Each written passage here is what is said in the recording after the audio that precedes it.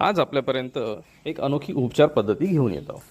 तर ही उपचार पद्धती बघितल्यानंतर तुमच्या लक्षात येईल की एका ताटामध्ये जे वनस्पती असत, औषधी वनस्पती, त्यांची पानं घेऊन ती बारीक करून ताटात घेऊन म्हणजेच थाळीमध्ये घेऊन ती मळली जातात आणि ही पानं मळताना रक्ताभिसरणाच्या माध्यमातून हे आपल्या पूर्ण शरीरात म्हणजेच रक्तात पोचतात.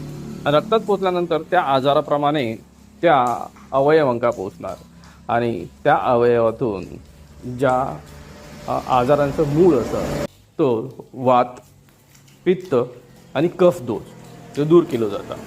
तर मग ही अनोखी उपचार पद्धती इतर सर्व आजारांवरती चालतात, जसं की blood pressure, diabetes, kidney, liver, इतर शरीरातले आजार, स्किन डिसीज आणि इतर. तर ह्या उपचार पद्धतीत आपण ही कशी असाल ती सांगा.